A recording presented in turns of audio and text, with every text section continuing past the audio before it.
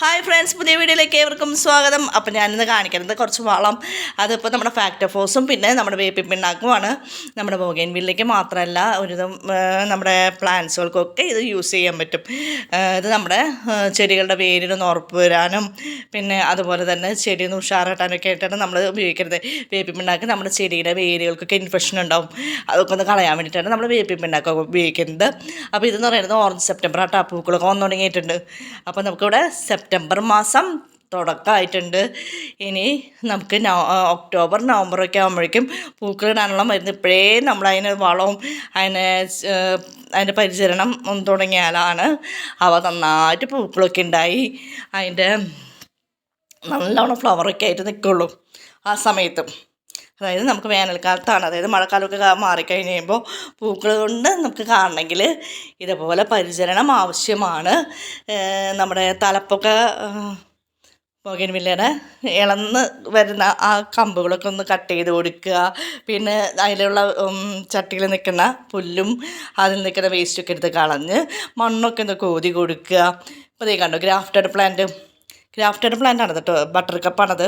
Root സ്റ്റോക്കുമ്പോൾ നമ്മൾ butter സ്റ്റോക്കിൻ്റെ ഒരു ചെറിയ കഷ്ണം പിടിപ്പിച്ച് അങ്ങനെ വലുതാക്കി എടുത്തേക്കുന്നതാണ്. അപ്പോൾ ഈ ഇത് പിടിച്ചേക്കണം കണ്ടോ, ജോയിൻ്റ് ആയിട്ടുണ്ട്. ഇത് റൂട്ട് സ്റ്റോക്കുമ്പോൾ അത് നന്നായിട്ട് ജോയിൻ്റ് ആയിട്ടുണ്ട്. നമുക്ക് നോക്കിയാൽ കാണാം. നമുക്ക് സാധാ റൂട്ടഡ് ചെടി പോലെ ആയിട്ടാണ് അപ്പോൾ വന്നേക്കുന്നത്.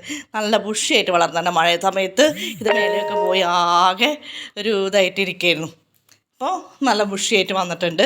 അപ്പോൾ നമ്മൾ വളമൊക്കെ ഇട്ട് കൊടുത്ത് അതിനൊന്നും കൂടി ഒന്ന് ഉഷാറാക്കിയെടുക്കണം. അപ്പോൾ ഉഷാറാക്കിയാലാണ് 2 മാസം കഴിയുമ്പോൾ നന്നായിട്ട് പൂക്കളുണ്ടാവുള്ളൂ.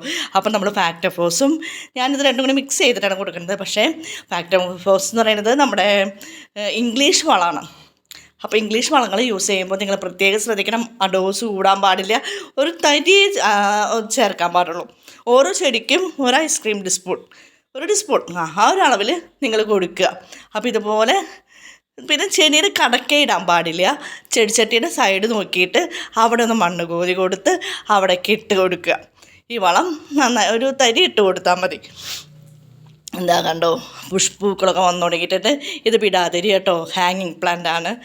പൂക്കളൊക്കെ വന്നു തുടങ്ങിയിട്ടുണ്ട്. തൂങ്ങി നിൽക്കണം എൻ്റെ ഓരോ സ്റ്റെമ്മും, കാരണം കുറവാണ് സ്റ്റെമ്മുകൾക്കൊക്കെ. ഇത് അധർണയമ ഒറിജിനൽ അധർണയാണ്, ഡബിൾ ഷെയ്ഡാണ് വന്നേക്കുന്നത്. അപ്പോൾ പൂക്കളൊക്കെ വന്നു തുടങ്ങിയിട്ടുണ്ട്. അപ്പോൾ നമ്മൾ ഇങ്ങനെയൊക്കെ ചെയ്ത് കഴിഞ്ഞാൽ പൂക്കളൊക്കെ കാണാം.